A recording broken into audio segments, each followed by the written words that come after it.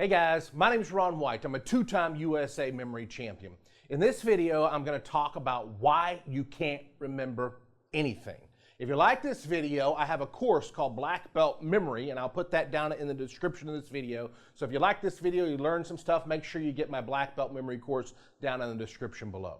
Now let me ask you this question. Do you feel like you can't remember anything? Do you read a page and then after you read the page, you got to go back and read it again because you don't remember what you read? Or you read a book, you study for a test, you go in to take the test, and you can't remember what you studied for the test. Or you shake somebody's hand and 2 seconds after you shake their hand and get their name, you can't remember what they said their name was. I hear this all the time. I've been teaching memory seminars for 30 years, and people will tell me, Ron, my memory's terrible. I'm losing my memory. I can't remember anything. I don't trust my memory. And I always have to say as gently as I can, and actually what I'm telling them is good news, not bad news. Your memory's not that bad. It's not as bad as you think it is. Your expectations are most likely not realistic because your memory is probably actually pretty good. Now, if you don't believe me, ask yourself this question. Have you ever been in a car accident? Yeah. How many years ago was it? 10? Okay. Was it day or night time? Who was driving? Where were you at? Who was in the car? What were the details of the accident? If it was 10 years ago, you could probably tell me all of that. And your memory told you that from 10 years in the past. Or if you're old enough to remember where you were on September 11th, your memory could remember it probably perfectly. And that was 20 years ago at the time of the recording of this video. Your memory is actually really good when you have clear expectations and use it properly. Now, why are you remembering the car accident or where you were on September 11th? Because there was tons of action involved. There was tons of emotion involved. And also, you probably told that story many times. You told somebody, I was in a car accident and this is what happened. I was in a car accident and this is what happened. What were you doing? You were reviewing.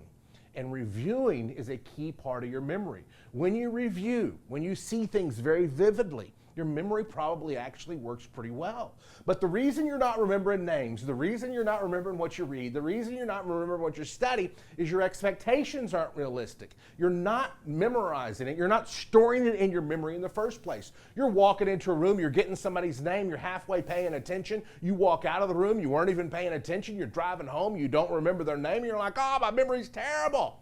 No, it's not. You weren't paying attention. You didn't put in the work. Now, how do you put in the work? How do you pay attention? How do you get the most out of your memory? It's really a couple different ways. It's sleep, taking care of your body that way. It's good nutrition and exercise, but it's also memory systems. Let's deal with sleep first of all. If you're not getting any sleep, that's one of the worst things for your memory, stress and lack of sleep. Do your best to get 8 hours of sleep every night. In that final 6 to 8 hours of sleep every night, your brain is going to go into REM sleep. And when your brain goes into REM sleep, it replays what you learned the next day. So if you go to jiu-jitsu class and you learn a lot of moves, but you don't get enough sleep that night after you learn them, guess what? Your brain's not going to have the ability to replay the information during your sleep. So when you wake up, you will remember it less. Review is important, even when you're asleep. If you go to your history class, your Spanish class, and you learn some words, and you don't get enough sleep the night after, your brain's not going to get a chance to review it during your sleep. Sleep is important. Nutrition, good nutrition and exercise. Eat the right foods, spinach, blueberries, omega-3, drinking plenty of water, all great brain foods. Stay as fit as you can, exercise. The better fit your body is, the better fit your brain is. Sleep, nutrition, and finally, you need a memory system. You need a place to store the information. You need a strategy. Start thinking in pictures. Whatever you want to remember, see it as a picture. See it as a crazy picture. And remember how important it is to review these pictures. The first review that you're going to do is not conscious. It's while you're asleep. It's in that REM stage of sleep. But there are other reviews that you should do. When you're driving away from the person or you're driving away from the class, review what you learned. I do jiu-jitsu. And you know what I tell myself when I walk into jiu-jitsu class? I tell myself at the end of this class, there's going to be a test. Well, there's not really a test, but that's what I'm telling myself. Why do I tell myself that? I tell myself that so I'm paying attention. I'm like, okay, get this down. There's going to be a test afterwards. Get it down. What is the test? What is the test? The test is when I get in my car, I sit in my car and I review what I just learned. When I'm driving home, I review what I just learned. When I get to my house, I open up my journal and I write what I just learned.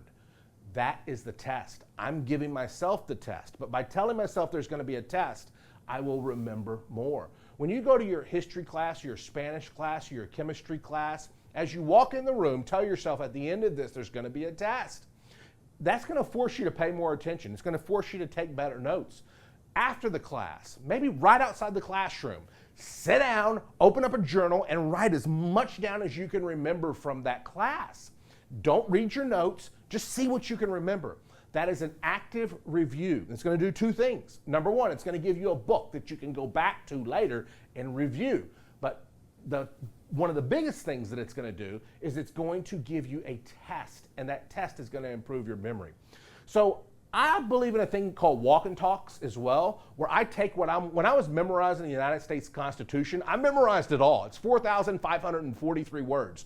I've memorized the preamble, but I've also memorized the entire thing. When I memorized the Constitution, I would carry a Constitution in my hand, and I would walk around the city of Fort Worth where I lived, saying it out loud. That review is crucial to your memory. Take your Spanish notes, your history notes, your chemistry notes, and put them in your hands. Go for a walk around your town, and as you are, review as much as you can of what is in those notes. Say it out loud. Richard Feynman, who was a psychologist in the 1980s, told us that if we teach something to other people, we will remember it more.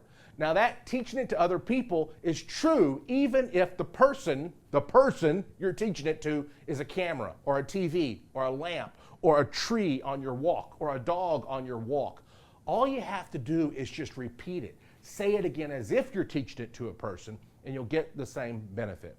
So in review, your memory is not as bad as you think it is, but your expectations probably aren't realistic. You're not reviewing, you're not writing it down, you're not thinking about it, you're not seeing real clear, vivid images. And if you don't do those things, you're right, your memory is terrible. But if you do those things, your memory is probably actually really good. One final suggestion.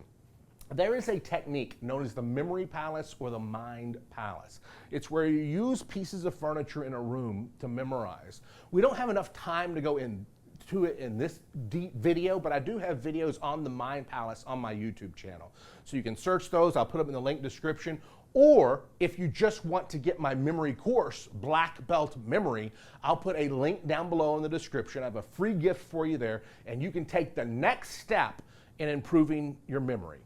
My name is Ron White. I'm a two-time USA Memory Champion. If you like this video, I do appreciate the thumbs up. Most people who watch our videos aren't subscribed, so I hope you subscribe so you can get more of these videos, and I'll see you on the next lesson.